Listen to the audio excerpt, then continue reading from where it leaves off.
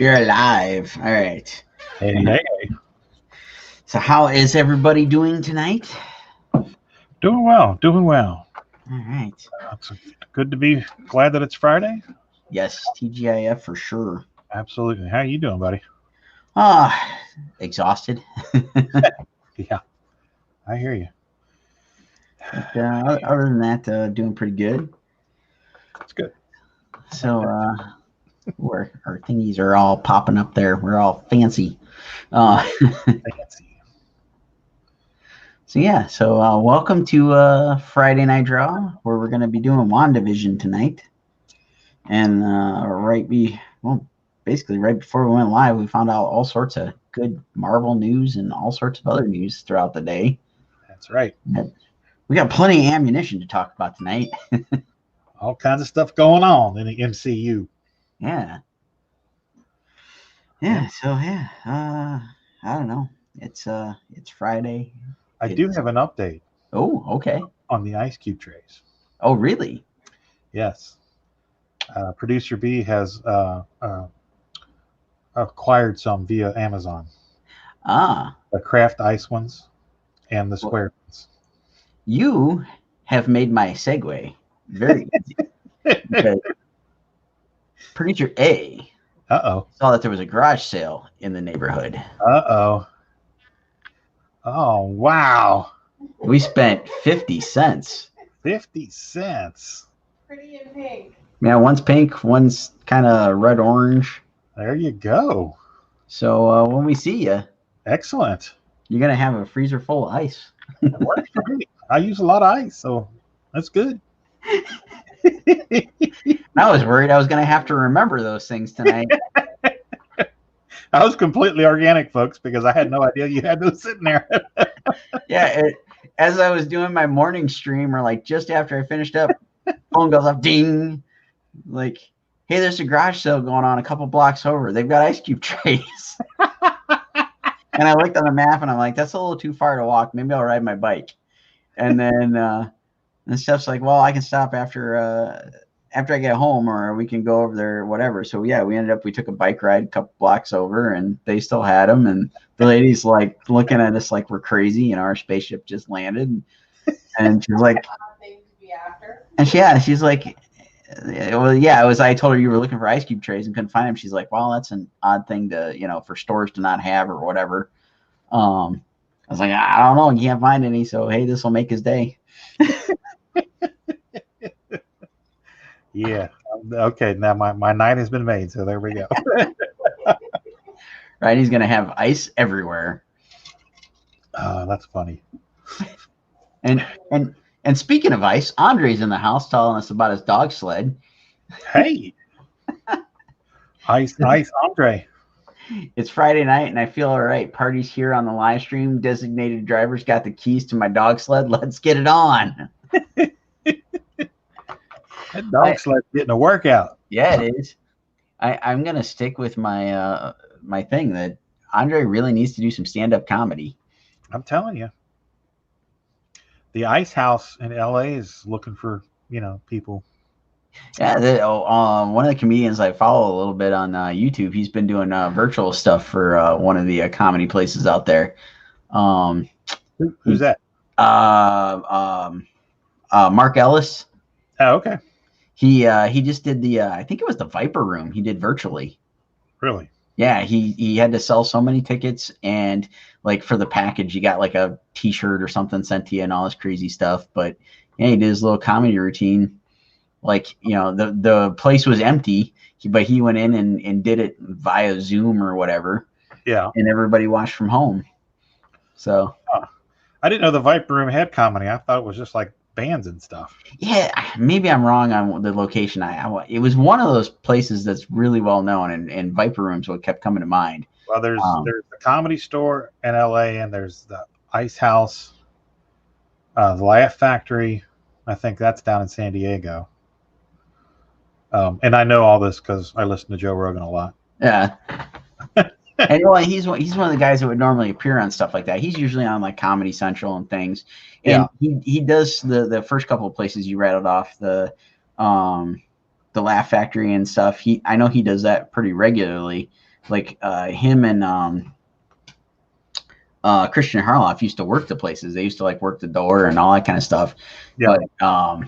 But yeah, he's been doing these like virtual comedy shows and whatnot. And yeah, I'll have to look that back up because I can't remember which place it was. But Viper Room's what popped into my head. But it was something along that scale where it was like one of these big, well-known places.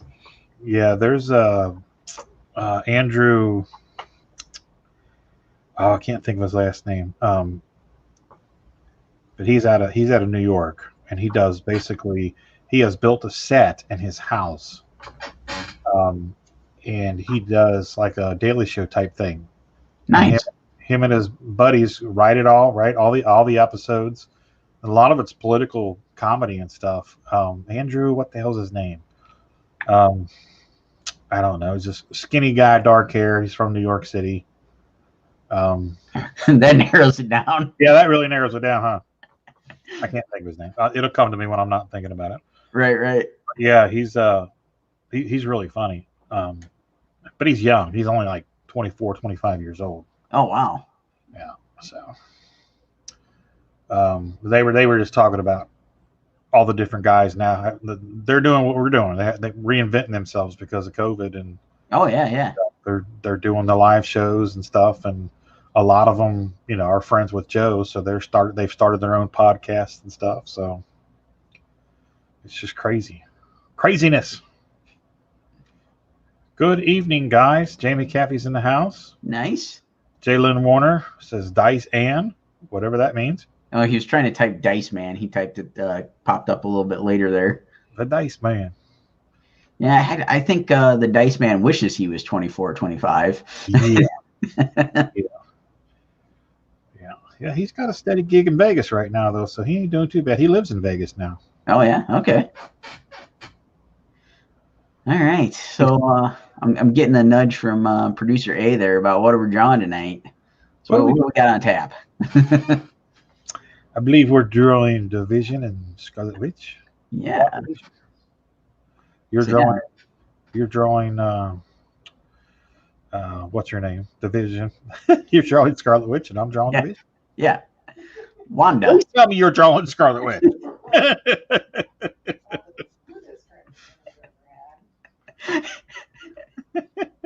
All right. Well, we got 8 folks in the house. We're almost at 10 after. Shall I go through the rules? Let's do it. All right. Let's make it happen, Captain. All right. So anybody that's new, here's the rules. Price is per piece.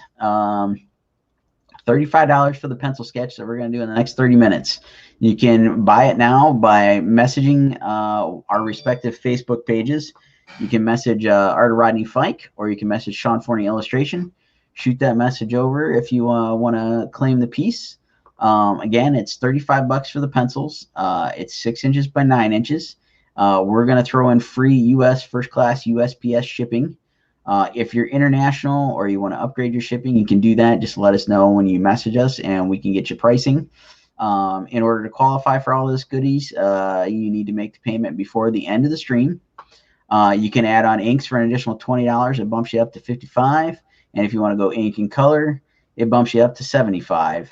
Again, you can message our Facebook pages, and producer A or B will be there to take care of you. So there we go. Sounds like a plan. Cool. How are we? Do we have a timer on the clock? All right. Are we timers? All right. Ready? I'm ready. 5, 4, 3, 2, 1, go. Go. All right. So while we're drawing WandaVision, what do you think of the trailer? I liked it. There was some stuff in there that I didn't notice first time through. Yeah.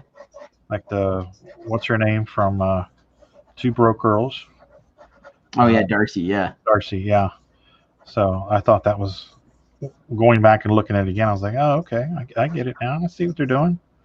And then you plugged me into the whole sword thing, and so I'm kind of like, okay, cool.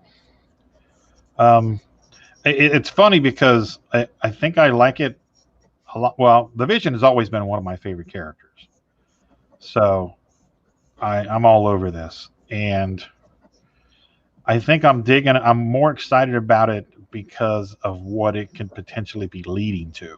Oh yeah, yeah. So that's where my level of excitement's coming from.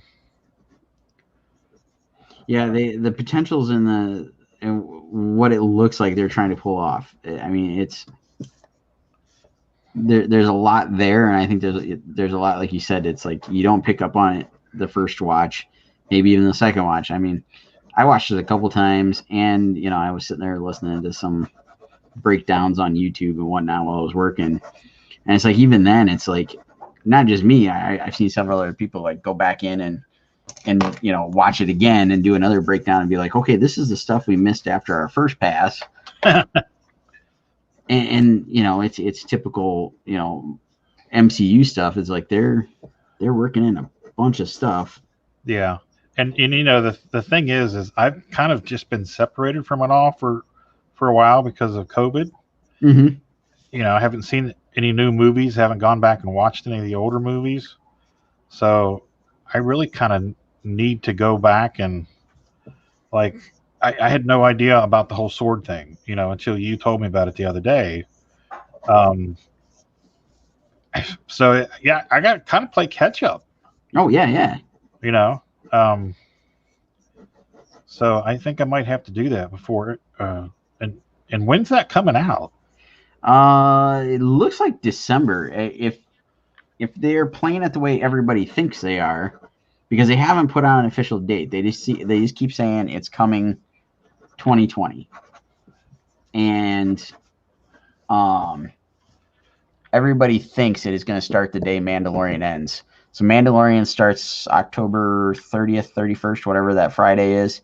Uh-huh. It'll run its 8 episodes, which puts it right somewhere into December, and that's when they think WandaVision is going to start. But nobody's confirmed that. Gotcha. My guess would be yes, because they want to keep their subscribership going. So if they're smart, which it seems like they are, because they've got more money than anybody else on the planet, that's probably what they're going to do. So I don't know. I'm curious to see, what they finally announce as their official plan or whatever. Yeah. Yeah, I'm kind of jazzed for it. It's time for something new. Yes, yeah, I'm getting that itch of like, I really want to see something that I haven't seen a billion times over or whatever, and I keep trying to bring it up to everybody of we should run out the theater and go see Empire Strikes Back. That wouldn't turn off. Nobody's committed so far. Well, I'd do it, but I'm 100 miles away. Yeah, it's a little bit of a hike, and that makes sense. Yeah. Everybody else is, trying to fit, like, finagle their schedules. And it's like, trying to take, almost 3 hours out to watch a movie plus drive time and all that stuff. It's like, I don't know if this works. Yeah. But the option is there. Yeah, I don't know. I need some new stuff. Yep. Yeah, no, I'm with you. And, it sounds like we've got quite a bit of new stuff coming our way, because it hasn't been confirmed by Disney yet. But as we saw before we were hopping on here, it looks like Nick Fury's getting his own series on the Disney Plus. Yeah, that's going to be cool. Yeah. Because just think about everything that they've had him in the last 15 years. Oh yeah. He's all over the place in the Marvel universe. Yeah, and if this could totally do flashbacks, and we get to see a little bit more of other stuff he did leading up to, the earliest appearance that we have of him now is Captain Marvel. Like, are we going to see all those places that start with B that he could rhyme that didn't really rhyme, that he rattled off? Right. we gonna get to see that? Or is it all gonna be new stuff? Because like, I'm sticking with my theory that I brought up last night when we were talking about this stuff. Is that we're totally gonna get to see Sword in the MCU here, and he's gonna be running Sword from that spaceship or whatever he was on at the end of Far From Home. Yeah, well, I mean, that makes sense. It fits, but Marvel's good at surprises, so oh yeah, have to wait and see what they come up with. That's for sure. I suppose, yeah.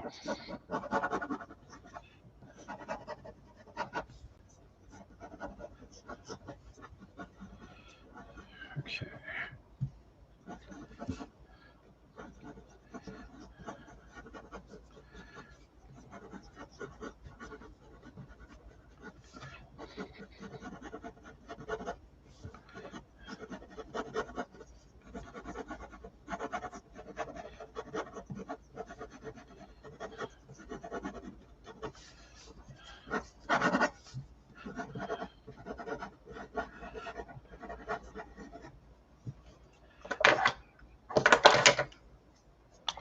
Let's see. Andre says, "Oh, okay." Warner says Killer Frost is still available, which he finally posted his picture up of the finished piece last night. I saw that. He was totally giving us grief because he's like, he didn't know that we had to moderate it and actually approve the post. He's like, well, why isn't my post showing up or whatever? Like, yeah, dude, we got it set so that people can't spam us with stuff. But we did get it up there, so it's up there. It's available for sale, and you can go in and message Warner if you'd like to. Oh, Andre totally reminded me. I totally forgot about it. I gotta do a little rework here. It's based on my conversation I had this morning during my stream. But yeah, anyway, Warner's Killer Frost is up there. It's for sale. It's got a price on it, but we got them all approved, so you can go in there and pick it up. And then Andre's busting his balls on. Just went in with the hard sell. I'm not even buzzed yet. You have to ease in a bit. Adam is in the house. Says hello, everyone. Happy Friday. And then, hey, how we doing? How's it going? And Andre reminded me about this morning's discussion of Wanda Thor. Wanda Thor. Yeah, because initially I had picked Thor for tonight, and then everybody was like, "Well, WandaVision just got announced. Let's do WandaVision." Oh, that's so it's right. gonna be Wanda Thor Vision. Wanda Thor Vision. There you go.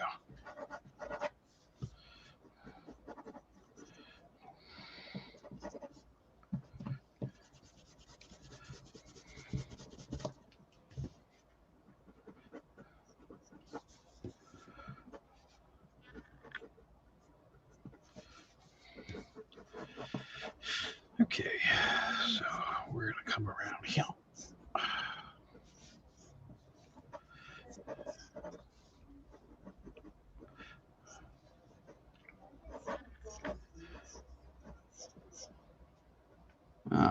Hang on. Apparently, I got to do some Photoshop assistance. Smoothness of what? Put the timer on hold. Business comes first. That's because it's to smooth the stroke. It controls how the brush flows when you move it across the screen. I thought I was going to have to squirrel you there for a second.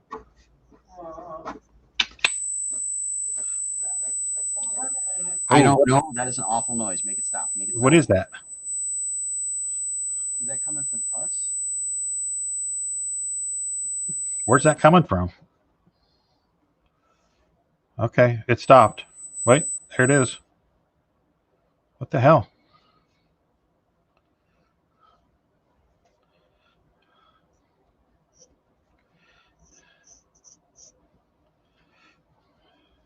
What could it be? What did it start coming from all of a sudden? You can't hear Sean. It has to be you because your volume's muffled. Can you hear me? Yeah. Yeah, you're muffled. Am I muffled when I'm talking to you? No. Yeah, you're muffled. Something's wrong. Huh. So we take you out. Okay, we're gonna take you out. Yeah, when we take you out, it stops. When we take you out, it stops. Okay. It's your camera. Okay. Stuff saying camera. I need to sign out, sign back in. Yeah, let's try that. All right. We'll go on We'll hold be for a back. minute. All right, I'll stop drawing.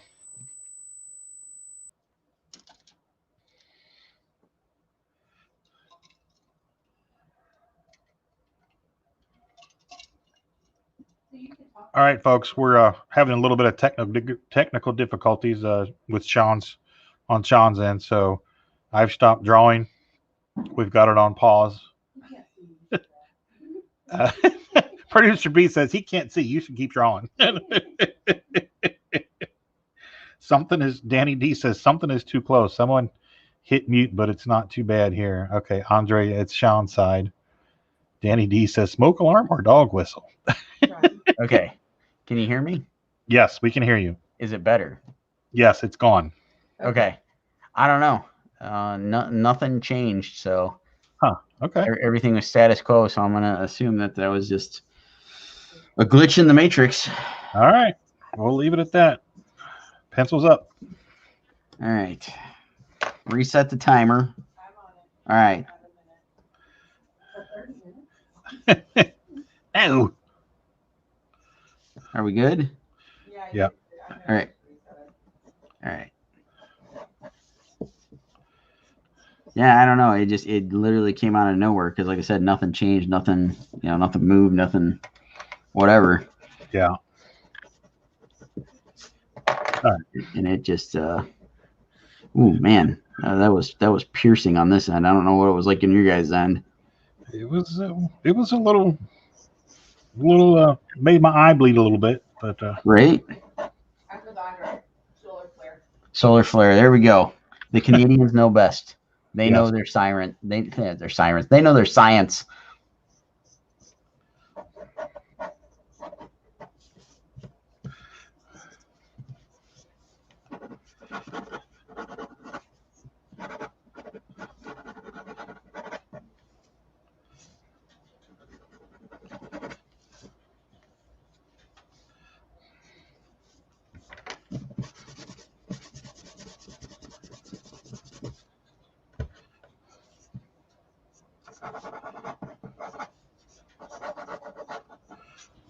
thought I was going to have to jump in the bomb shelter there for a minute.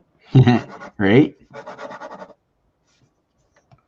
Yeah, it was like it just started like going. I'm like, okay, what the heck? It's like the only thing in the house like really going besides our computers is like the dishwasher. It's like, okay, like what the hell's gonna explode?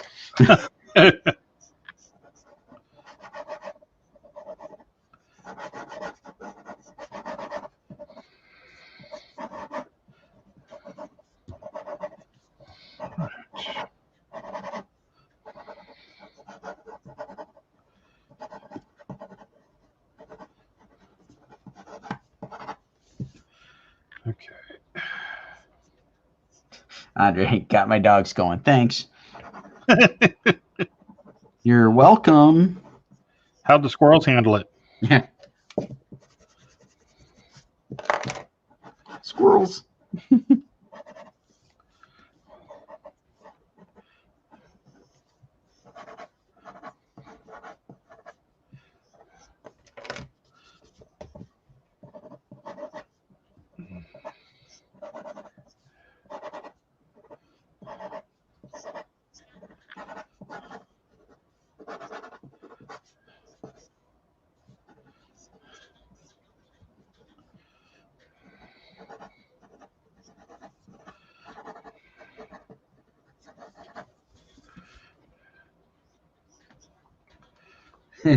Andre, check the freezer.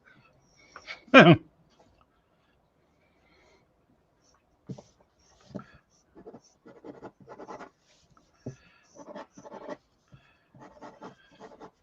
we can't lose any of that precious pork or that precious ice. So That's right. We got ice trays coming, folks. So 2 locations. And your talk of pork has made me crave some pork. At some point, I gotta go pick up something and throw it on the old grill there and do some barbecue or something. That sounds delicious. Tomorrow we're doing up a brisket. Brisket? Yep, we had this huge brisket in the. this will be fun for everybody. So we got this huge brisket like last summer, and it's. Oh God, Steph wants to post a photo. Okay. So this thing's like literally 15 pounds. It is huge. Okay. And we got it with the intent of, we were going to have a summer cookout. We were going to, smoke a brisket, have everybody over, and then, Rona. So it was like, I really want to make some brisket. This thing's going to, just get beyond freezer burnt in the freezer. We need to do something about it. Right. Well, the guy that we bought it from, because he didn't bring any half briskets that day, he's like, tell you what, I'll sell it to you at half price. So we got a really good deal on this. He's like, you can take it out, and he's like, you can thaw it and refreeze it. He's like, it's not that big a deal, but I'm still a little hesitant on that one. He's like, or you can use an electric knife and cut into it. So when we were shopping a couple of weeks back, we came across a pretty inexpensive electric knife, and it was like, yeah, you know what? We were at Kohl's, and Kohl's always has like these giant sales. Plus, we had coupons and rewards and all this jazz. So like we literally like ended up paying like $10 for this thing, if that. Oh, yeah. I am well versed in the art of Kohl's shopping. There you go. So we got the electric knife out yesterday, and I started cutting into it, and I spent about 20 minutes trying to get an inch into this thing. I mean, this thing is huge. I mean, it's probably about 24 inches, maybe up to 30 inches one direction, probably a good 18 inches the other direction, and at least 4 inches thick in parts. Wow. And I'm getting nowhere with this electric knife. And I'm like, I looked at Steph and I'm like, well, I could get the Sawzall. And Steph sent you a picture. I got the Sawzall, and I went to town on that thing. You literally used the Sawzall. Oh yeah, I got a brand new blade out of the package. Washed it off. Oh Jesus, you did? Yeah, I'm not kidding. Well, I ain't kidding you, man. There, son. And it still took me like a good 5 minutes to make my way through this thing. Look at this, folks. There's the meat. That's what she said. There's the implement of destruction. And the wheel looked like we were cutting apart a freaking body to throw into the like the a river serial killer there. And well, it ain't frozen anymore. There's probably still parts of brisket all over the place. I mean, it took forever to saw through that damn thing. And so, yep, I cut off a third of it. I said, screw it. This does not feel safe at all. I am going to leave that other part, and we're going to find a way to mail people brisket. That's too funny.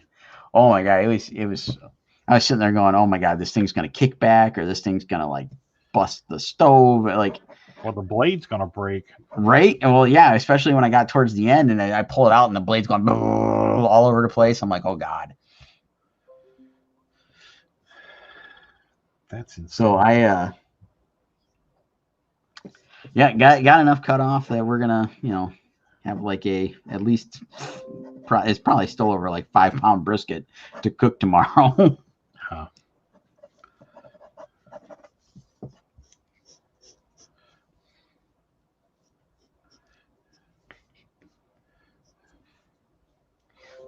Yeah, that was our adventure. Yeah, exactly. You should frame that picture with you with the salsa in the kitchen. That's priceless. Yeah. Oh, it could be our Christmas card this year. It could be our Christmas card. That's what I'm thinking. Yeah.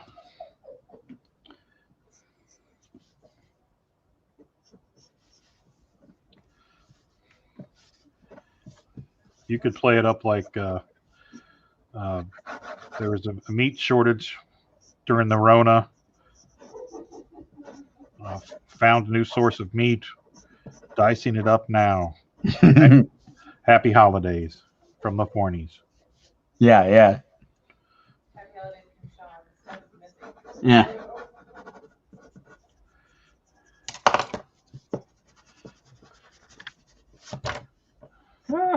Race her down. Race her down. We have an eraser down. 10 minutes. 10 minutes.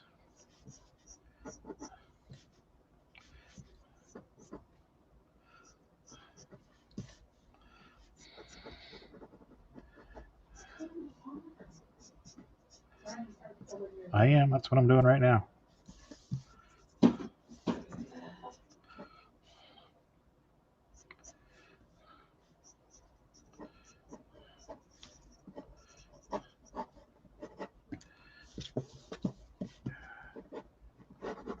All right.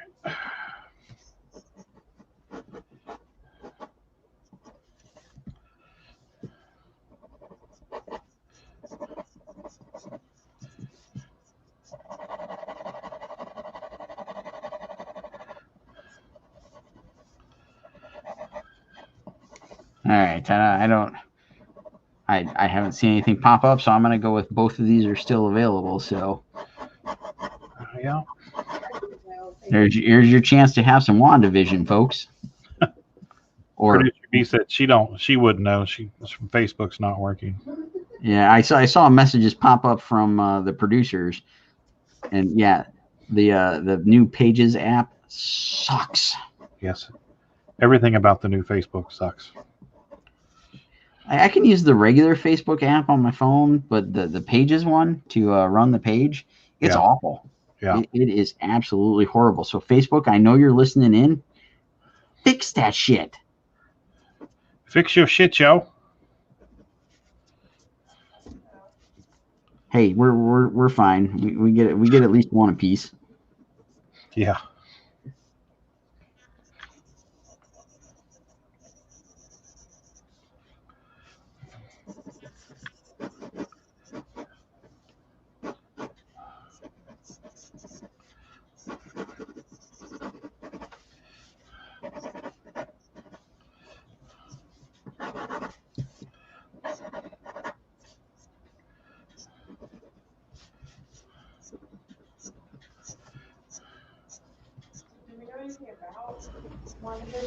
Do we know anything about WandaVision? Well, who wants spoilers? Let them have it.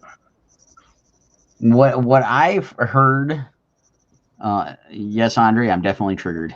The Facebook page app has triggered me. What I've heard and what makes sense, because Marvel hasn't really released much of a synopsis that I've been made aware of. The general consensus seems to be that Wanda is reeling from the loss of Vision, and she creates these alternate worlds, which is why it looks like they're in the old TV shows and so on and so forth. Yeah. The woman that shows up that her is her friend or the neighbor or whatever, like they're crediting her as the nosy neighbor, but when you watch it with captions on, I think it was on Twitter, it comes up and names her Agnes, which everybody thinks is some sort of iteration of Agatha Harkness. And she was like a mentor to Scarlett Witch in the comics. Yep. And she's also, I can't remember which way, shape, or form, is related to Mephisto. Yeah. Everybody needs to go get issue 187 of the Avengers and read that book, because it's going to they're pulling a lot of it from that issue, because I believe it's a John Byrne issue. There's a lot of that in there where I don't know. We'll see. We don't know. Yeah. But So, I like the thought of her losing her mind because of the Vision's death and creating this reality. I can totally see that. And again, from what I'm picking up from a lot of the people that have been like going through and rattling off what appears to be plot points from the trailer and what they know from the comics, is that Agatha is basically working as kind of like a therapist and helping her create this world to live in, to deal with the heartbreak and all this kind of stuff. Yeah. And it sounds like it's going to lead up to her, completely losing it, going mad, basically becoming the villain and pulling House of M. Because, and I think we talked about this a little bit last night, is the bottle of wine that she's pouring with her powers at one point during the trailer. The French that's on it translates to House of something that starts with an M. I can't remember the word they used.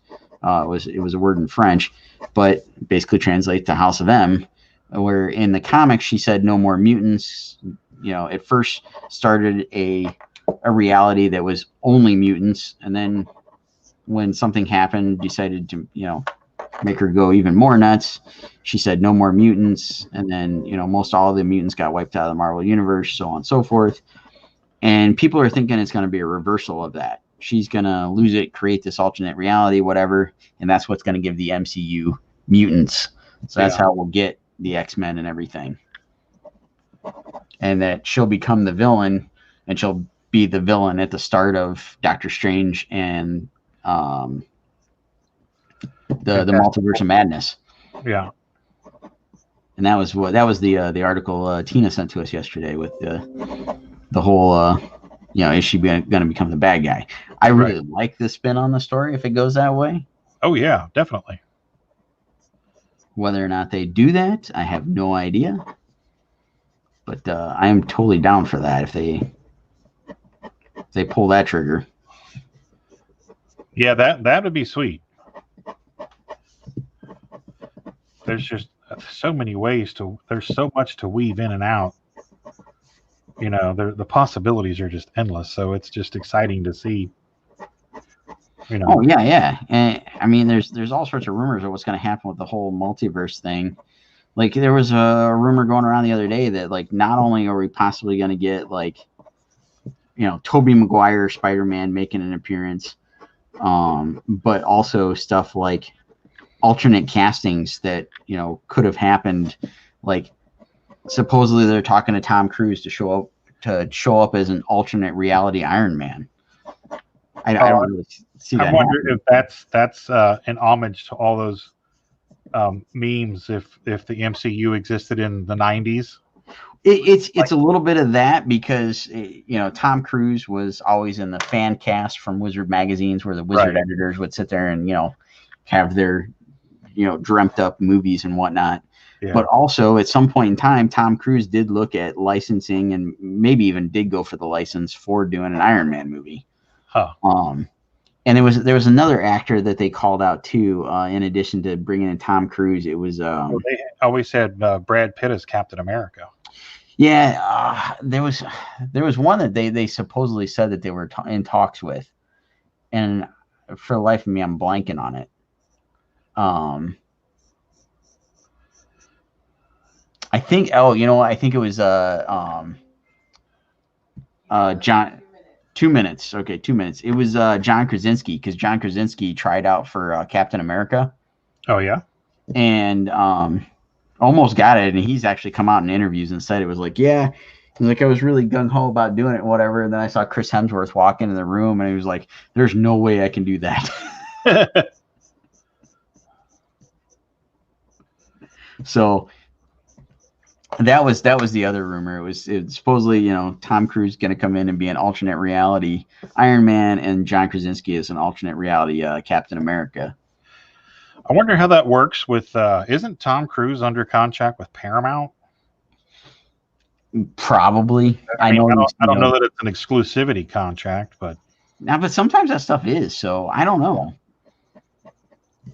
So that's a good question. I mean, again, it's all rumors that people are just spouting off because we've had no news till recently. Right. Oh, and then that just reminds me of going back into it from like the WandaVision trailer, and that supposedly sword that shows up in the one scene where Monica Rambeau comes flying out of whatever reality she was in, is that that sword could play into this whole new Nick Fury series that they're supposedly doing on Disney Plus. Yeah. How about what'd you think about the scene where what's his nuts is wearing the old classic Vision costume, like Halloween costume? Oh yeah, that was awesome. I was like, where you go, there's homage to the old costume. Oh yeah. It was very reminiscent of Cap in First Avenger. Yeah. Showing up and doing the USO stuff in that costume. Oh yeah, absolutely. So yeah. Oh, there's our timer. Okay. So there's Wanda Thor. There we go. All right. Danny D says, I just decoded the whole season leading right into an all-new series just from the trailer. Yes, the trailer and about half a dozen trailer breakdowns that I've listened to. De Niro is Wolverine. Well, let's hope that Wizard fan casting doesn't come true. Let's see. Andre says, non-exclusive, remember the Mummy. That was a Universal cluster. I actually watched a little bit of that yesterday while I was working. I've seen it before, and yeah, I think if they would have got somebody else in the role for that movie, it would have been fine. But it was just I kept looking at it going, man, Tom Cruise is really starting to look old and out of breath. It's because he's doing his own stunt still. Oh yeah, and hey, so be it. But like, I don't know. That was the one part I just could not get past in trying to watch that new Mummy movie. I liked every other bit of it, trying to connect all the movies together. The Jekyll and Hyde thing that they worked in, the whole secret society. I mean, it was perfect. It was like a modern take on the what was it, Abbott and Costello meeting all the Universal monsters. Oh, okay. Like that's the way I kind of looked at it. Yeah, I mean, the when I saw the trailer initially, I was like, oh, that looks like it could be interesting, but I know all the best parts are in the trailer. Right. So yeah, I don't know. I go into those movies with zero expectations, so I'm not that hard to please. Yeah. But I totally know what you mean when you just can't get past the aging teen idol star. Yeah. It was just like I said, if you could have put anybody else in that role, and you could have put a nobody in that role, and I think it would have done better with somebody that basically isn't playing themselves in every movie anymore. Yeah. And I think the problem is he's become a caricature of himself. Yeah, and that's what I had trouble seeing past. But again, if you could have got somebody else in there and done that part and really built on that, I think that whole dark universe thing that they had planned for Universal would have been fantastic. Yeah, because that Dracula movie that came out like a year or two prior to it was supposed to like tie back into it. And they had not the Invisible Man that just came out, but there was another Invisible Man that was in the works that was supposed to be part of it. I mean, they had everybody cast. They did a big group photo shoot with all of them, and then just crashed and burned. Yeah. Yeah, I don't know. It just seems like something needs to happen with all those Universal monsters to really. It's like they keep trying, and it just. I think they're holding on to their 80s stars too long. Like you said, if they used somebody else, it'd have been okay. Yeah. Well, and Andre's saying it was the first Universal Dark Universe. They were looking to reboot classic monster franchises, failed miserably. Now they changed the name and are going to give it another shot with the recent Invisible Man being a potential springboard. Yeah, I saw that. That was on, I guess it was TNT or one of these FX channels probably 4 or 5 weeks ago. I had it on the studio with the volume off. The girl from Mad Money. Is that the Mad Men? Oh, the secretary. What's her name? Christina Hendricks. Yeah, she was in it. She's really good. I mean, she's a great actress anyway. So, You're not talking about the redhead, are you? I'm I'm talking just about gonna the girl that plays Peggy. I was talking about the redhead. Oh no. Her name's let me see real quick. Yeah, that one I don't know because I never really got into Mad Men, and I just remember Christina Hendricks because like that's all everybody talked about as soon as that show started.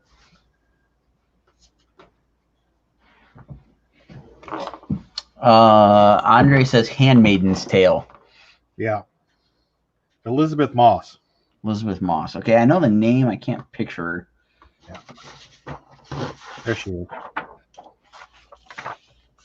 Okay. Yeah. Yeah.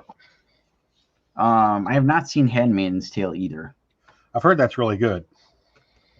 That one's on Hulu, I think. Danny's lost. I think we're all a little bit lost at the moment. What? I don't know. We've gone down a few different rabbit holes, but Come back to the light. I don't know. It just comes down to we all want to see like a good take on the Universal horror monsters. Yeah. Getting a good setup and good I don't know. They a good story, a nice setup, get them all tied together, and have some fun with it. Yeah, I agree. Did you see what's the Adam Sandler's animated movie with the Transylvania? Oh, the Hotel Transylvania. Yeah, did you see those? Oh yes, those are fun. Yeah, I like those.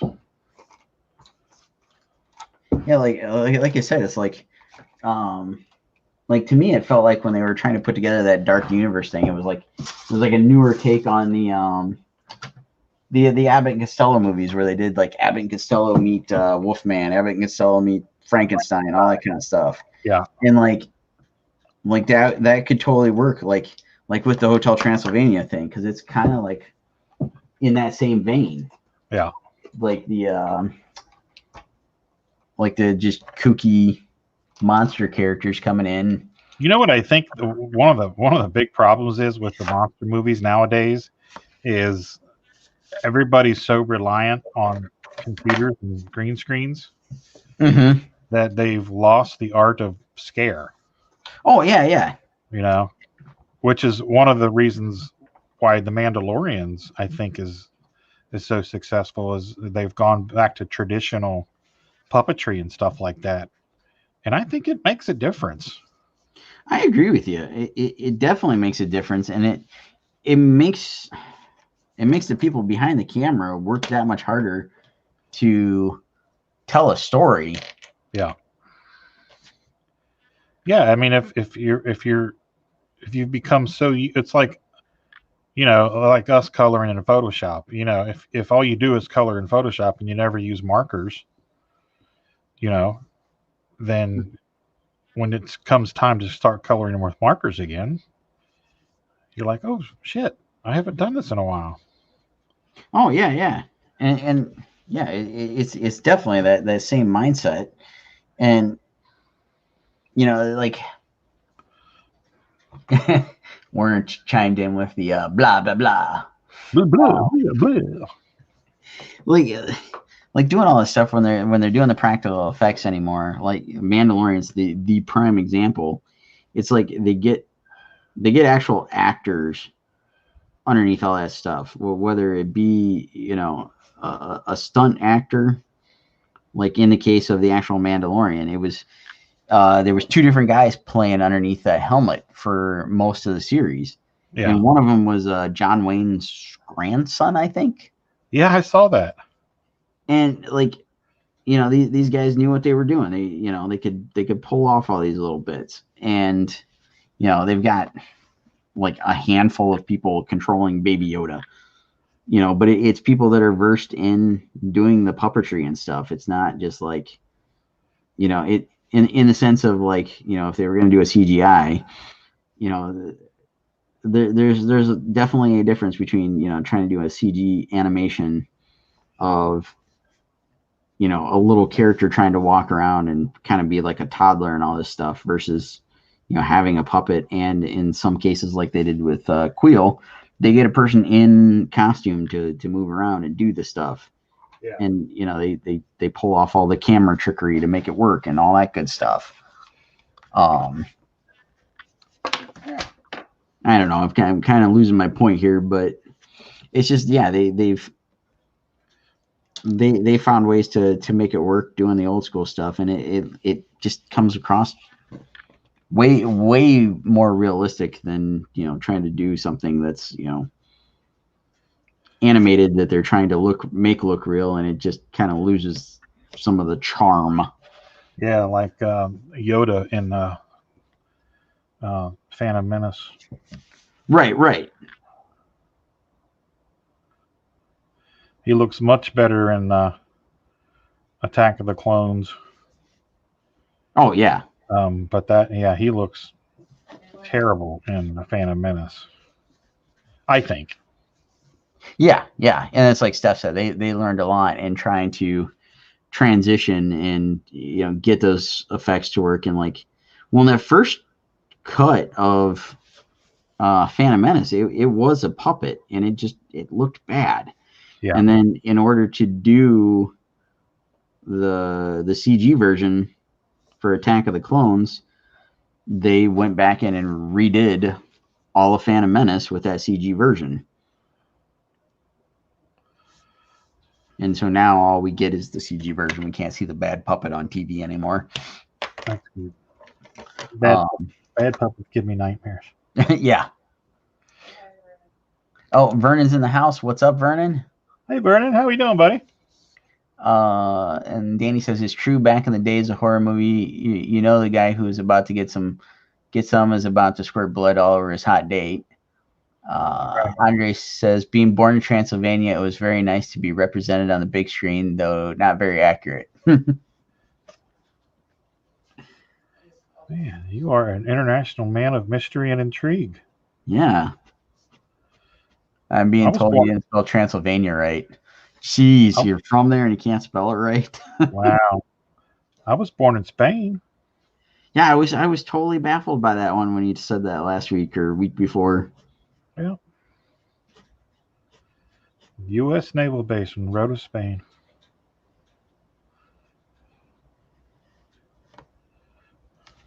Not that means anything. Yeah.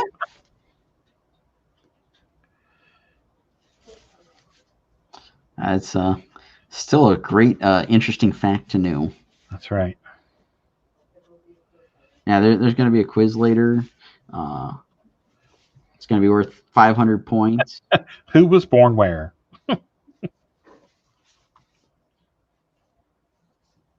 And how does Andre get from location to location in Canada? Dog sled.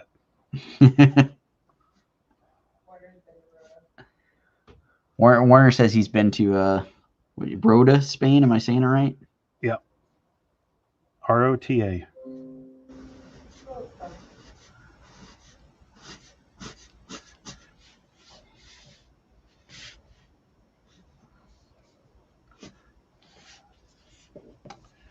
Andre says that is the correct spelling. Oh. I don't know. I'm just going by what producer A yelled. Ed Williams is in the house, says hello, everyone. Hey, Ed. How we doing? How goes it? Hope everybody's having a good evening. We're sitting here just getting slap happy with all sorts of goofiness. So, we got some other news other superhero news besides the MCU. Oh yes, do tell. We what's the guy's name? Are we going for Hawkman? Yeah. Hang on a second. Hang on, folks. Where's he at? There we go.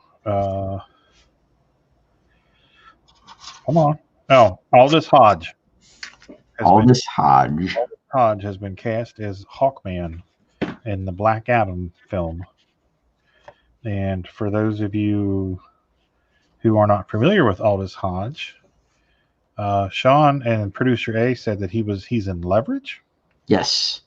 and he is also in the Showtime series City on the Hill with Kevin Bacon, and he was also in Straight Outta Compton. So he's been around. He's a really great actor. Yeah. I dug the heck out of him in his role in Leverage. He was it was FBI agent, I believe. I don't know, and I keep having trouble trying to picture him in Straight Outta Compton, but gotta admit, when I watched that movie, I was working for a good chunk of it. It's a good movie. I liked everything in it, but yeah, Die Hard 3. I got to go back in and watch that one. Die Hard 3 is the one with Sam Jackson, right? Yeah, that's what I was thinking. He would have been really young. Like, did he play like a little kid? Young, Straight Outta Compton. Scott Allison's in the house. Says, hi, guys. Late to the party. Hi, Scott. How we doing tonight? Thanks for joining us. Yeah, Warner said he was the hacker in Leverage. That's right. Okay. Ed is keeping himself busy with remark covers. Nice. Hey, there you go. He's a prosecuting attorney in the City on the Hill. Okay. With Kevin Bacon, and there's these really intense scenes where he gets pissed off and stuff, and he's frustrated, and I could totally see that transfer into Hawkman. Oh yeah. And it's just funny because there's a lot of really good actors on that show. I don't know if anybody's seen it, but if you haven't, you should invest some time in it. It's really good. We ain't got the Showtime there. He was Sam Jackson's nephew in Die Hard. Okay. I might have to go back and rewatch that one. Yeah, me too. It's been, God, how old is Die Hard 3? That's got to be 15 years old. Okay, Steph's saying he was really little. So okay. His brother were in the shop with Sam Jackson. Like his real life brother? Yeah, Edwin. Okay, so yeah, his brother Edwin, who's also an actor. So they were the nephews to Sam Jackson in Die Hard with a Vengeance. Huh, okay. So, okay, yeah, no, I got to go back and rewatch that now because I had no idea that was them. You can't even tell us that. He's so little. Oh, yeah, I mean, God. Be like 10.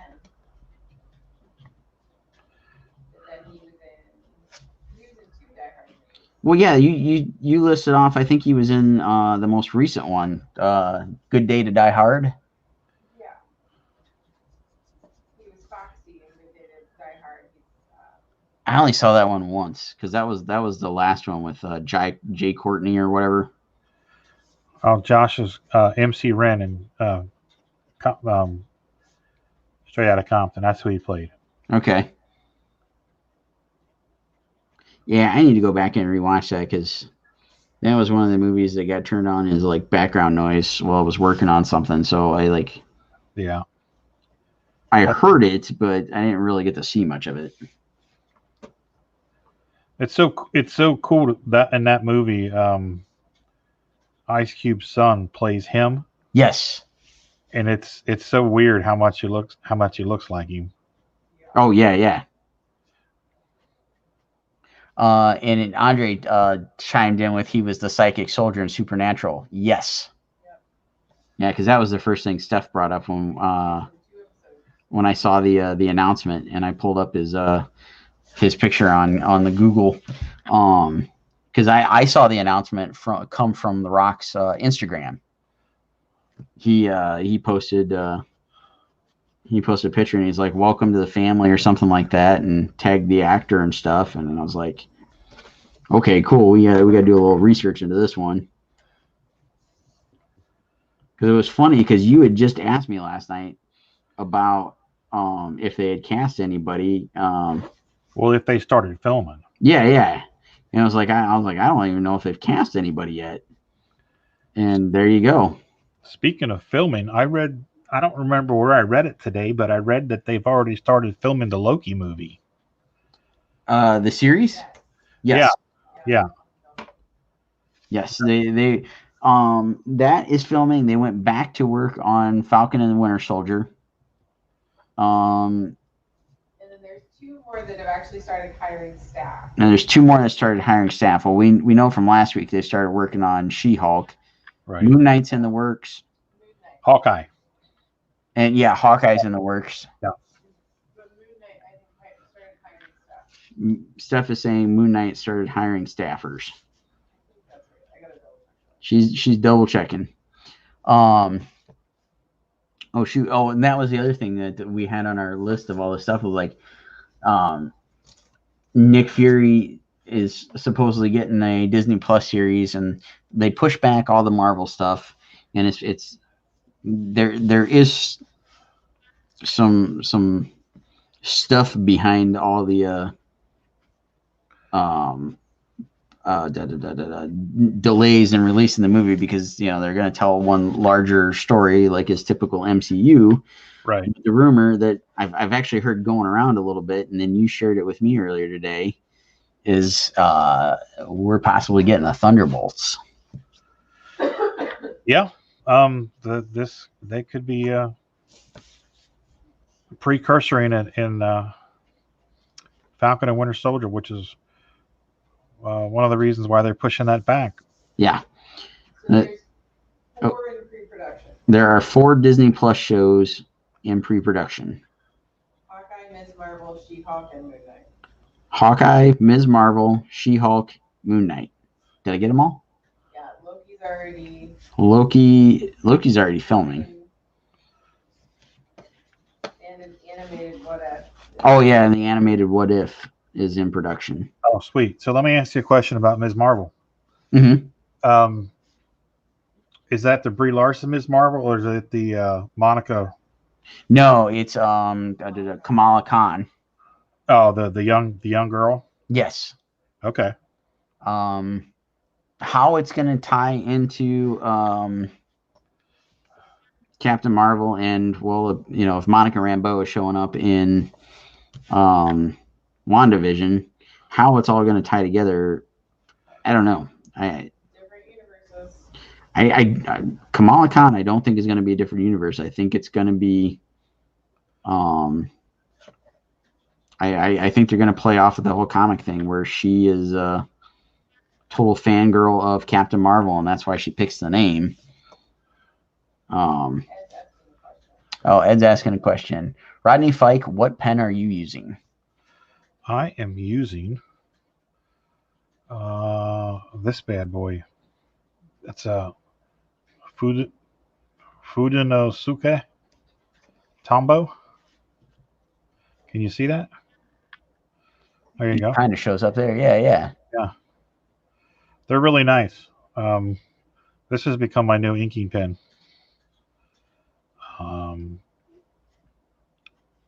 So there's 2 different types. This is like the other one, and it kind of has a calligraphy nib on it, but it works for me because you get the thicks and thins for the inking, and I like them. They're juicier than the Copics, but I do still use the Copics for the finer lines. But like the main holding lines and stuff, I really dig this. You can get a pretty thin line with it too, if you have to. I think you're going to have to go to an art store to get this. You're not going to find these at Hobby Lobby or Michael's. Actually, Michael's has those. I was there the other day, and they did actually have them in the 2-pack. Oh, okay. I told you about my Blick story, right? Yeah. We were talking about that one last night. Yeah, the Tombow, or however the heck you say it, Michael's has actually started carrying those. Any of the other stuff, it's a little trickier to get, but yeah. Because actually, I picked up a pair last year or year before, and that's actually where I ended up getting them because I had seen handful of different artists talking about using them. But I discovered like shortly after I bought them that they were not so compatible with watercolor. Oh yeah. I think they work pretty well with the Copics. I haven't used them in a little bit, so you might have to tell me otherwise if they don't seem to work with it. But I thought they did. Yeah, I mean, I've been all the ones, the sketches that we do that I go and I ink and I color. I've been inking them with this and coloring it with the Copic. So Okay, so far so good. nice. Ed says, "Okay, cool, thanks. You're welcome, Ed. There you go. Go give them a try and let us know what you think."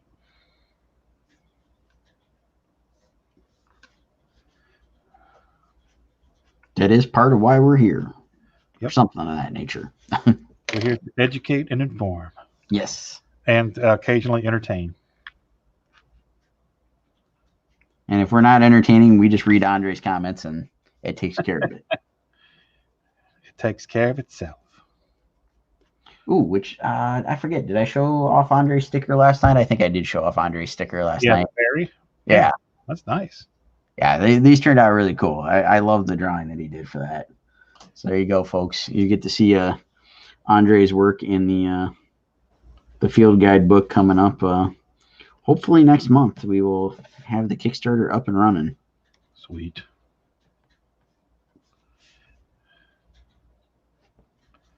I am diligently working on all these numerous cryptid drawings. That's what I'm going to be doing the remainder of the month on my morning sketches.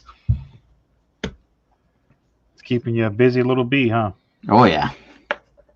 See, Ed says, I usually use Copics, but I did order some zebra to try out. They have a nib tip. Yeah, zebras are okay. I've got a bunch of those, and I still use them, but are you talking about these, Ed? These zebras? Yeah, that's the one I've been using. I like those. Yeah, I do too. But yeah, now that you've said the stuff on the Tombos, I need to break those back out and put those in the rotation a little bit more. Yeah, you get a little bit of a thicker line with these, and I don't know, the Copic multi-liners they're just not as juicy. Yeah. So you got to keep going back over the line and thickening it up and all that, and that's just a pain in the ass. So that it is. These you don't really have to do that. So I'm all about, because when you get a line, when you hit that perfect line, you don't want to have to go back and go over it because you hit it.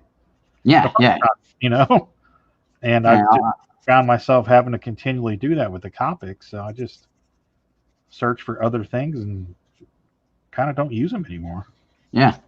And once you find that tool, man, it's stick with it, run with it, and hope that they don't stop making it. Yeah. Warner says, I'm inking with a Winsor Newton Series 7, and I'm going to take a wild shot in the dark and go a number 3. Not to be confused with the number 2 that we ordered as our Thai food in San Diego. What? I think I may have told the story before. I don't know, but it was like one of our last couple of nights in San Diego last year. I think it was last year. I got a hankering. It was like we had done all of our typical like spots throughout the week, and we stayed a couple extra days. And I'm like, I got a hankering for like Asian food. Is like anybody up for Asian? Well, the girls searched out and found this Thai spot to go eat at. It's like, okay, Thai's good. I'm cool with that and whatever. And we went there and we ordered our food and the lady's like spicy level, like I don't know if it was 1 through 5, 1 through 10, whatever. She gave us she gave us a thing. And I'm thinking, well, 2, it can't be that spicy, And so our food comes out, and Josh did the same thing. We both ordered like some sort of version of like drunken noodles, with a spicy level of 2. And I know I've said it on here before. It's like I like spicy stuff, but I don't like when it gets absurdly spicy to where all you do is you just melt your mouth. Right. And I know Josh should be one to go for spicy stuff as well. And neither one of us really thought anything of it. The food gets out, start eating it, and number 2 was like getting like the straight up hot sauce when you go and order like buffalo wings. Yeah. It was spicy. Huh. And Josh like took a couple bites and he was like literally sweating. He's like, no, ain't gonna do it. and the lady even offered to like, do new food for him, whatever. He decided to try to power through it. And as we're eating and like sweating and whatnot, this couple comes in and sits next to us. And the girl who was of, I can't say specifically she was Thai, but she was of some sort of Asian ethnicity, whatever. She comes in and she ordered like, I want to say like a 7 or something. Like, I was like, oh my God. And then her boyfriend, who was just about as white as me, ordered a 5. And I'm like, oh my God, how the hell are these people going to eat this? And Rodney. Dude, I'm going to tell you right now, I'd have just ordered straight up 10. I would love to see this. Oh, yeah, I would. It might kill me, but well, here's a story. I don't want to kill your story. Are you done with it? Yeah, pretty much. I can add some more to it later, but yeah, go for it. So there's this place called Mai Tai that we order from, and they have the pad ki mao, which is essentially drunken noodles with basil in it. And the lady says, what? And I wasn't there. I didn't listen when Tina was ordering it, but she ordered a 20. Didn't know they did a 20. What is that? They just take a blowtorch straight to your mouth? She said they do 10 in person, but on over the phone, on the app, you can order a 20. Oh my God. Yeah, and I said it might be too hot, but I ate it all. Oh. And I think I lost about 4 or 5 pounds sitting there eating it. Yeah? I looked like a glazed ham by the time I was done. I bet. I was covered in sweat, but goddamn, it was good. Well, so it popped up in my Facebook memories. I'll have to find the name of the restaurant, but I know I've probably told this story, but I'm going to go because it's close to you guys, but I'm going to jump over here real quick and read Warner's comment. I wonder if 1 was the hottest and 10 might have been the mildest. And maybe we did it wrong. I don't know, but man, that shit was hot. But there's a Filipino restaurant down your guys' way. It's kind of there by where IKEA is at. It's somewhere up off of 275 or whatnot, if I'm remembering correctly.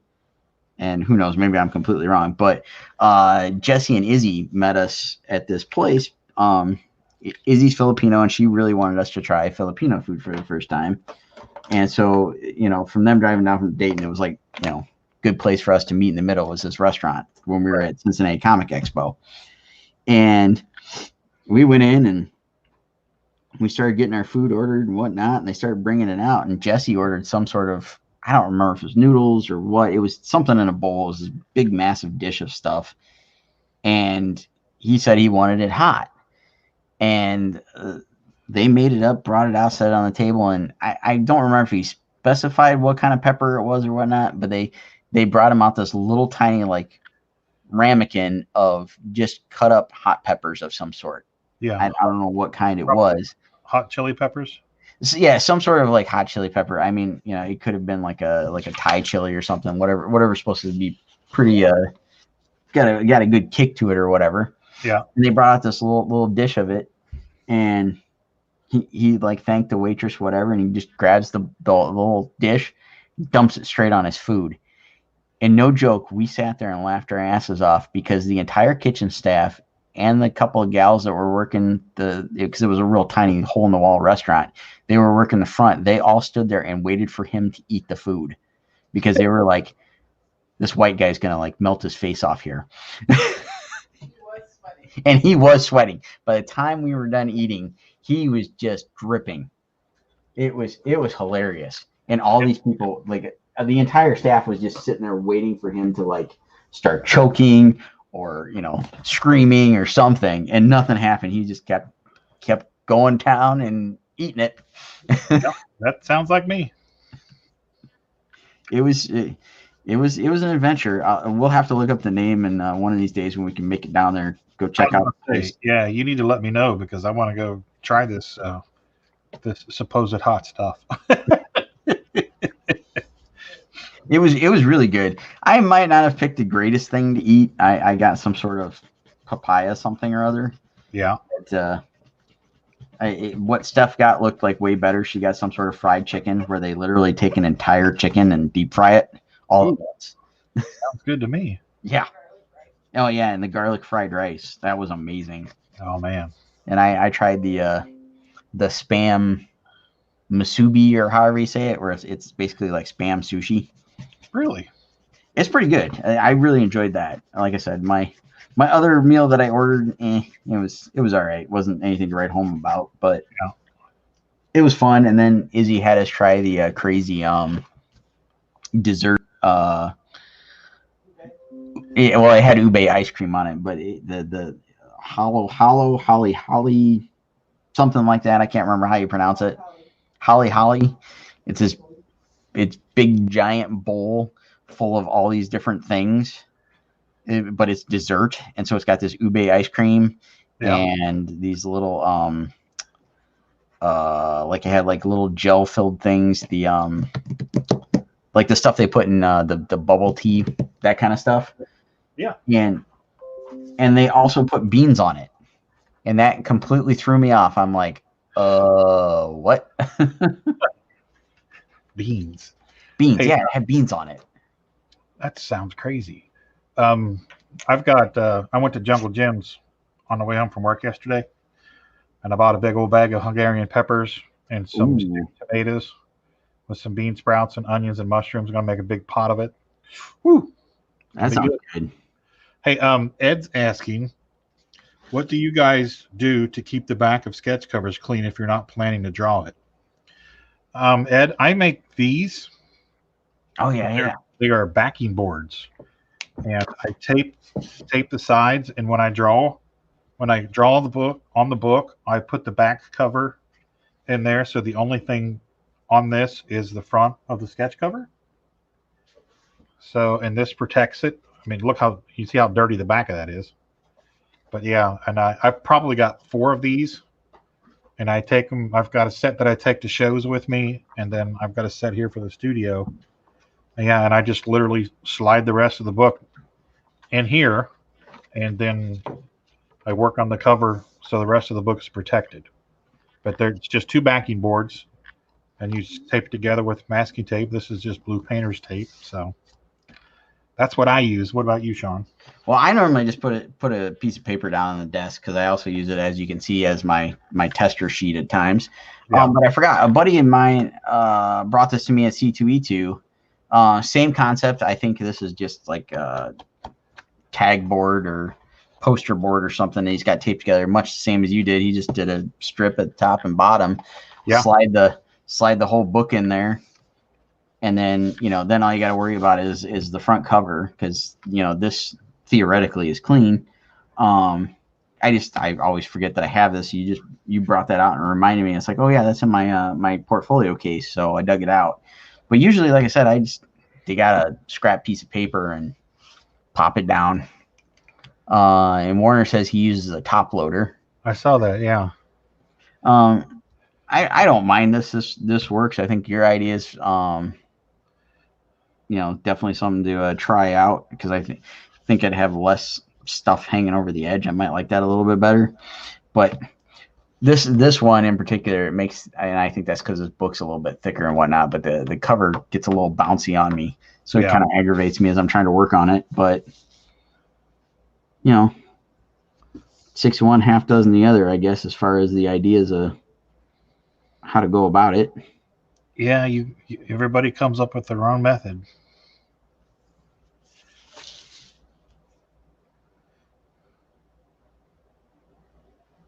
I also because I usually have an issue with it because I go all over the place with stuff while I'm working on my desk, because I do try to periodically come in and wipe it down. I take like a simple cleaner, spray it on the desk, and try to wipe it down and get up off of the excess like graphite and stuff that might stick to it.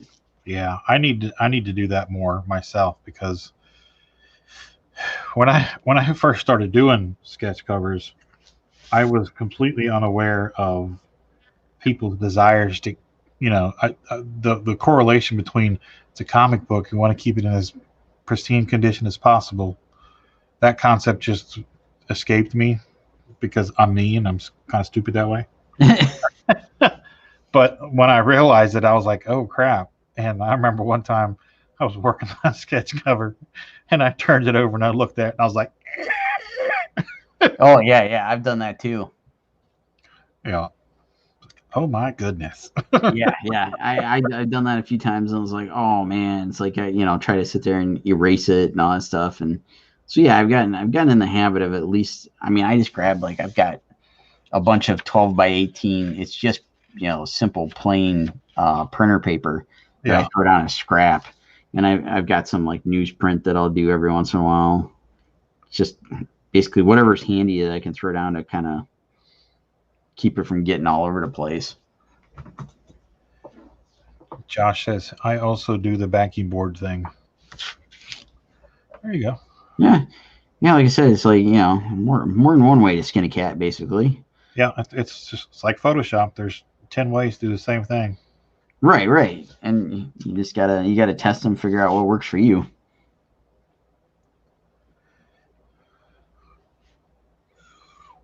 There we go.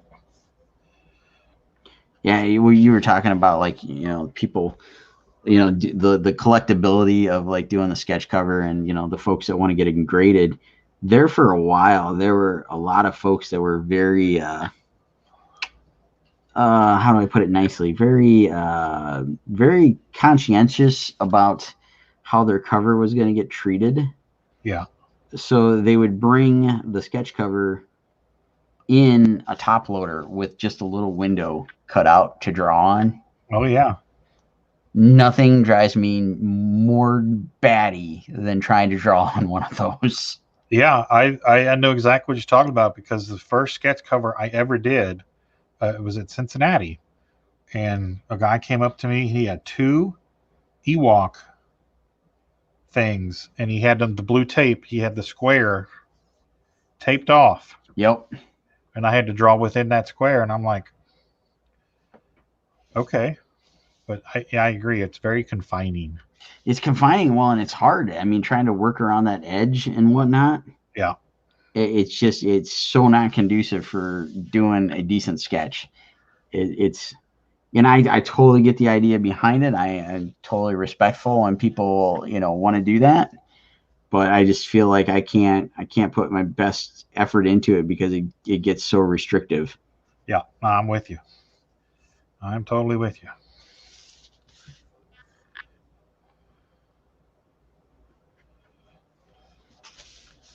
So I promise I will do my best to take as good a care of it as I can.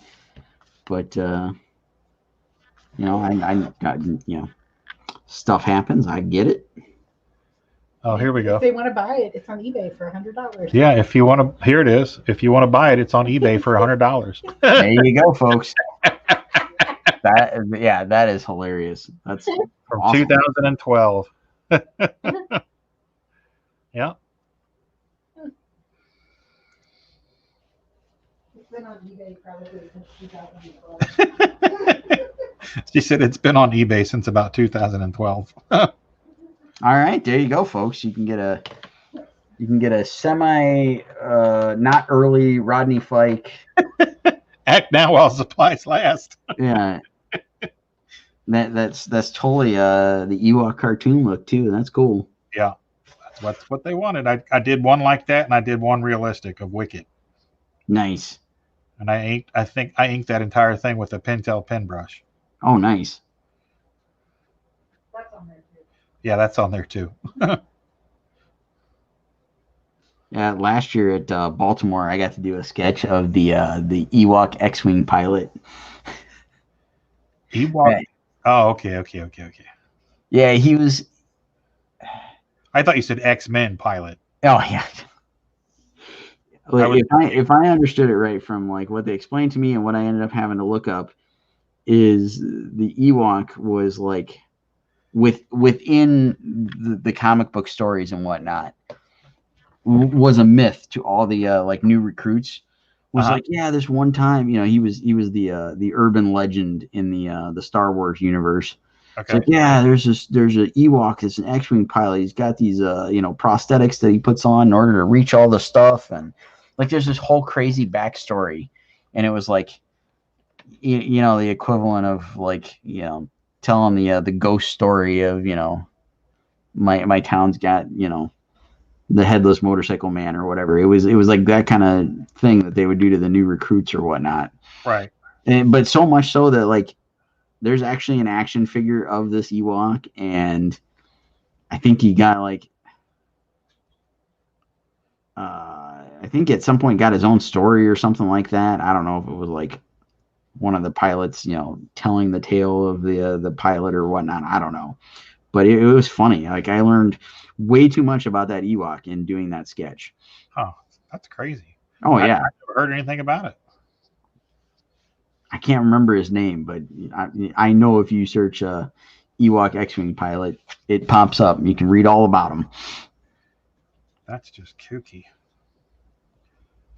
Let's see. Ed says, what is your guys' go-to character to draw? And J.L. Warner's response was Sailcat. Sailcat. I don't know that I have a go-to character, Ed. There are characters that I enjoy drawing more than others. But it's basically whatever the job is, that's who I'm drawing. I enjoy drawing. I actually enjoy drawing Boba Fett, even though it's intricate. Speaking of intricate, Jesus, John, I don't envy you. Right? This commission's going to take all year. I'm glad I'm not inking that. Right. Yeah, you know what? Usually my go-to character, I would normally go Spider-Man because I'm a big Spider-Man nut. So it's usually like when somebody's like, "Oh, we'll just draw whatever." That's one of my go-tos. Yeah. And lately, doing like most of the Masters of the Universe stuff has been my other go-to. Okay. I can see that. I know you like your Spider-Man. I mean, I enjoyed drawing that Vision tonight. There are some characters that you enjoy drawing more than others, and Vision's one of them. I like drawing Yellow Jacket. He was always one of my favorite characters growing up, and I just thought his costume was so wacky. I don't know. So. Okay, Warner's explaining Sailcat was urban legend story song from Cow and Chicken, I think. I know what you're talking about, but never watched it, so I'll go with that. And Andre says, to help you answer, you have 30 minutes for an ink 6x9. Who do you do?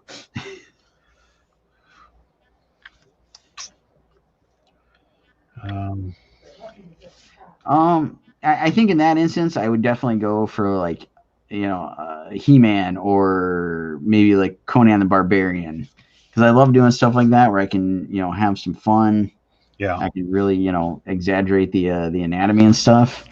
but it's not, it's not something that's like super intricate. Like Warner just picked Jack of Spades because, that would get, maybe half of his face done. But like with those type of characters, I can really have a lot of fun playing around with all the different stuff and, dive into doing more than just, trying to get the costume down, which is, usually Spider-Man. It's like spend quite a bit of time just doing the webbing. Yeah. I am in that vein, I would have to say a Taskmaster. Oh yeah. I love his costume. I love the cowl and the skull face. Oh yeah.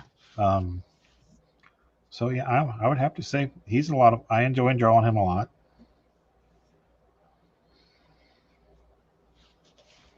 Yeah, Taskmaster's fun. I ended up doing a handful of sketch cards of Taskmaster on all those sets just because he's such a fun character. Yeah. Ed says, I always go back to Venom, especially if I have like artist block, like writer's block. Yeah, that's the same thing. It's like, if I'm kind of stuck on an idea, and I know we've brought it up a number of times where it's like you either gotta walk away, or something I know I brought up just recently was something I read was, that time where you're having that block or you're struggling with whatever it is you're working on at the time, and you've got that stuff running through your head of like, oh man, if I just had a few spare minutes to draw, whatever's floating in your brain, like, oh, I'm doing this. But like for me, for example, today I was getting ready to work on drawing a cover, but I needed something to warm up to, and I just didn't really have much of like anything that I really wanted to try to do as a warm up before I really got started. Yeah. So I had this little sketch scribbled down in my sketchbook, and I was like, oh, you know what? I really want to play with that idea because I think I know what I want to do with it, and I've actually got it sitting here. Is like because I'm working on all the Scarlett stuff, and I wanted to do the Scarlett versus the Yeti. So I sat there and I worked out one idea, and I'm like, nah, it just doesn't look Yeti enough to me. So I worked on a couple of poses until I really got something I liked, which was this one. Yeah, I like that. Now I can go back in and kind of like light box the two together to get something that I like. But it was that I needed that to kind of, dust off everything else in my head so that I could dive into the stuff that I needed to be doing. Yeah. Yeah, it's good to work it out, and that way it doesn't become a big lumpy mess. Yeah.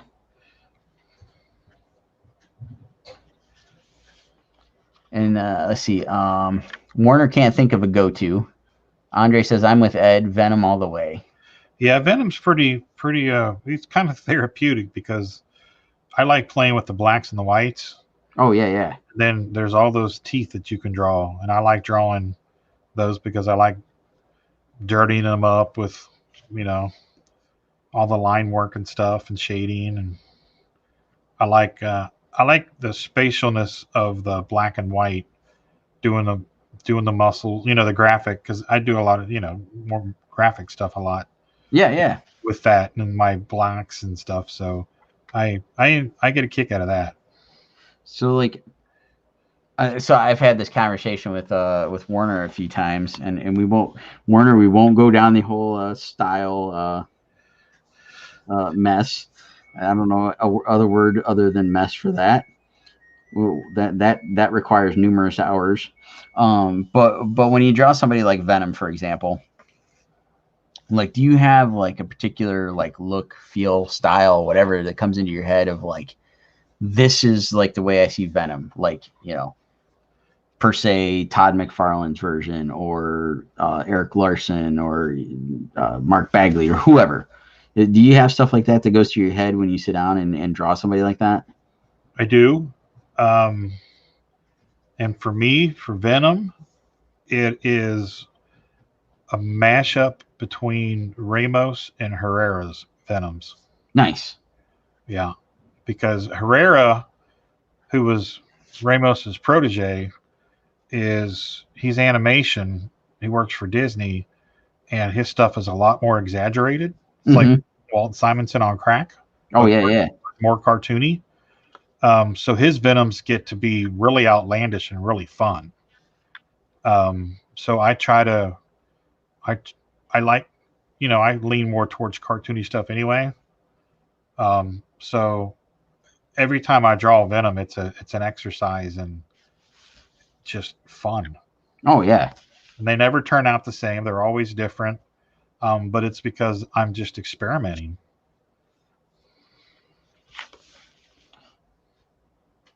I like that. That's I kind of do the same thing. Like in my head anymore, like I've got like a weird mishmash of McFarlane meets Ryan Stegman's version.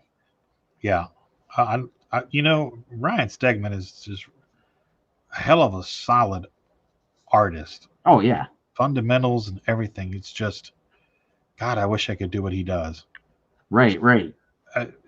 Amazing. Yeah, the guy is just he's killer. I've known him for years, and he has just grown like exponentially since I first met him. Yeah. And go ahead. I was going to say I talked to him at Boston, for probably, and I was having a really bad show with my back. So, and I was waiting in line to use the restroom. His table was by the restrooms, and he saw me struggling standing there, and he offered me a chair to sit down. Oh, okay. And I started by leaning on his table, and he's like, "Dude, I got an extra chair. You want to sit down?" And I sat there and talked to him for like 15, 20 minutes, and just the nicest guy. Oh yeah. Just super, super nice. And we were talking about technique and stuff, and I was watching him. I was like, man, it's just I became like, I mean, I was aware of him at the time, but I'd never met him. And I just became a fan of him. Oh yeah. As a person that day. And I mean, I've always loved his artwork, but yeah, he was just a super solid, cool dude. Yeah. Like I said, I've known him for a number of years. I met him first back on, virtually met him on digital webbing. Yeah. And then got to see him at a handful of cons here and there. And he was just up in Michigan. I forget where exactly. But, I always, try to say hi, stay in touch, anytime I saw him at cons and whatnot. But, like, I'm sure people looking on the outside could be like, yeah, all this stuff he's done and whatnot. The ego could kind of, go to his head or whatever. But he's totally not that kind of guy. I mean, he's still the same dude. Yeah. And everything you just said there kind of just definitely reiterates that. And I love the way he kind of takes that kind of like cartoony look of like Venom, but he just, I don't know, he does just enough to it to kind of twist it and make him just look a little bit gnarlier than yeah. Like I said, McFarlane is probably my other one. I mean, he was, the original, and it's like I love that look with the big grin. McFarlane never really did a bunch of like, the tongue hanging out and all that craziness. Yeah, that came after him. Yeah. But I do appreciate like that kind of look as well, and like to definitely try to like throw some of that in anytime I'm drawing them. But I forgot the other person I got to add in there is Brett Booth. Even though he only did 2 issues of a Spider-Man Backlash crossover, yeah, I absolutely love the way he did Venom in that book. Yeah, he's one of those guys that's just underrated. Oh yeah, he is so phenomenally talented. Yeah, like the guy needs to be put on a monthly. In my opinion, I would love to see him on a monthly Spider-Man book. Yeah, absolutely. But there's a bunch of people online that are just like constantly bugging everybody at Marvel, constantly tagging them on Twitter, going, "Give Brett Booth an X-Men book." And What's he doing? Isn't he at DC? No, he hasn't been in DC for probably going over a year now. When they did that last round of change up sometime like last year or whatever. Yeah. He jumped over and he's been working on Bloodshot over at Valiant, and he's doing his own creator-owned thing. And he is doing. Marvel did finally give him something. He's doing like an anniversary thing. I want to say it's to Chris Claremont, but I'm not 100% on that. Okay. They finally announced it like last week or the week before. But he's doing like a short little story in whatever this like anniversaries or whatever the book is for. But yeah, yeah, I would totally pay for anything that he did in Marvel. Spider-Man, X-Men, hell, put him on Avengers. Yeah, that wouldn't piss me off. Yeah. He's just like you said, he's so underrated. He was part of the Wildstorm studio, wasn't he? Yeah, he was Jim Lee's first hire. Yeah. He won like a contest or something. I think was what got him hired. He did something when they released like the first couple of things, and he was like one of the first guys to do like Wildcat's backup story or something like that. I can't remember what the details were, but something along those lines. Yeah. Yeah, I remember when they were running that contest. And I remember them, well, I think it was in San Diego, they announced, I don't know, those shows, they all meld together. Oh, yeah.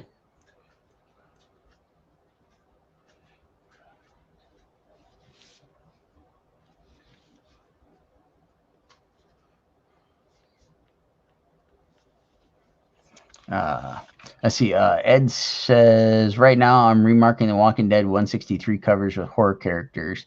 Jason Voorhees is done, and Michael Myers will be done soon, getting some ready for Halloween. Sweet. Andre says, oh, that sounds awesome. It does. No doubt.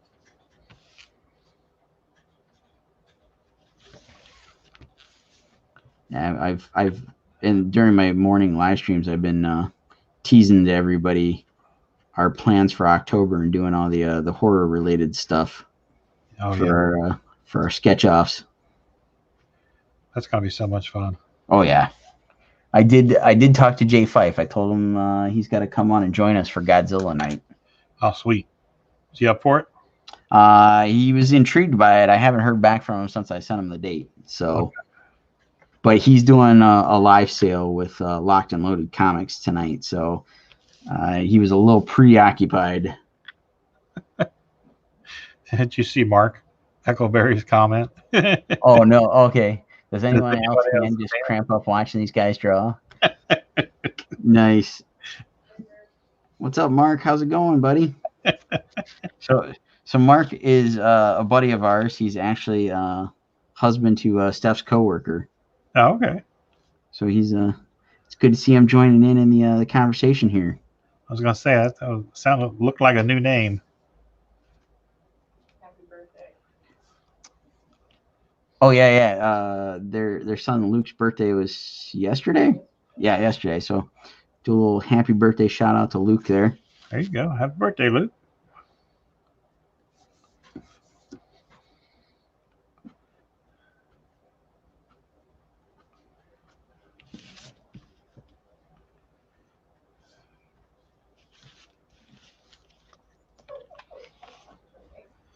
Can't say I can relate, but I do have to pee.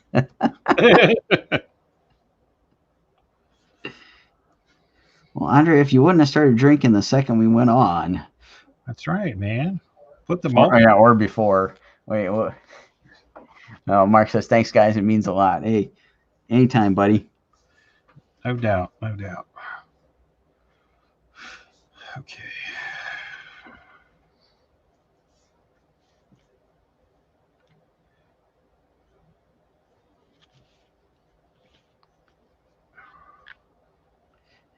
Steph brought up a good point. Did Andre start drinking as we went live, or was he drinking earlier? And I guess the even better question was, did you guys, did you and Warner stream today? Because then that could mean that, everybody's like half in the bag. course, there's always a possibility that he started drinking because we went live. Oh, there's that too.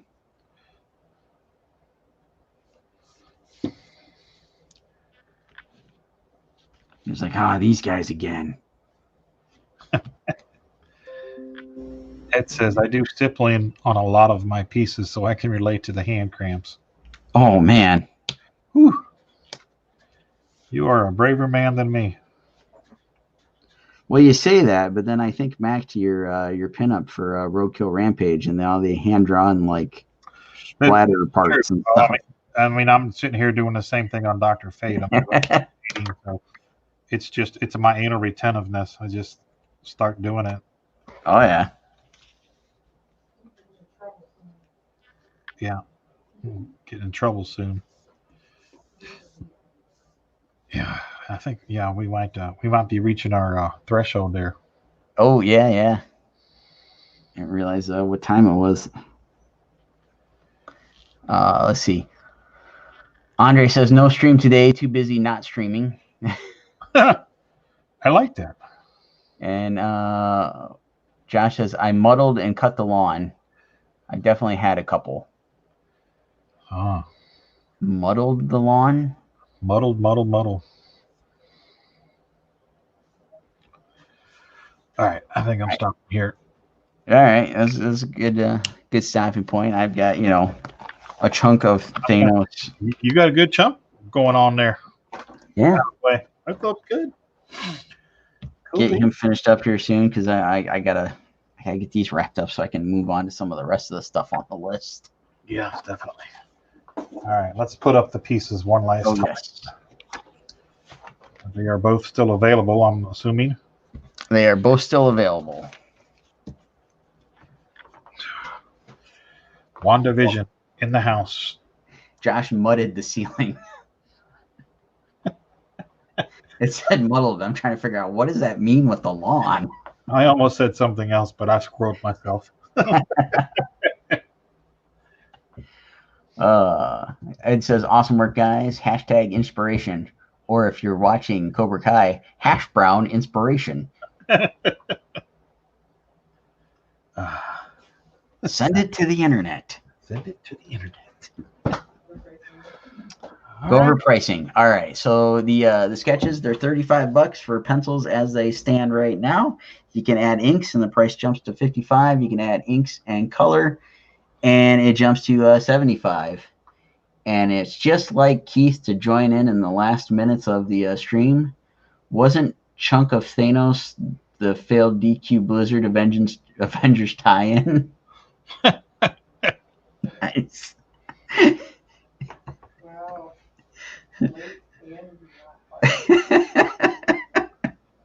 Actually, shouldn't it have been Baskin Robbins because they always find out? The Baskin Robbins. I have. All right, so yes, there's our sketches. They're available. You can message our Facebook pages to pick them up, and yeah, there we go. All right. Well, this was fun. Yes. Thank you, everybody that tuned in and joined in the conversation. I know shortly, because producer B has been working on it very diligently, we'll have some news on our contest going on over on our Facebook page, or our Facebook group, rather. Sweet. Keith says these look great. Thank you, Keith. Thank you, Keith.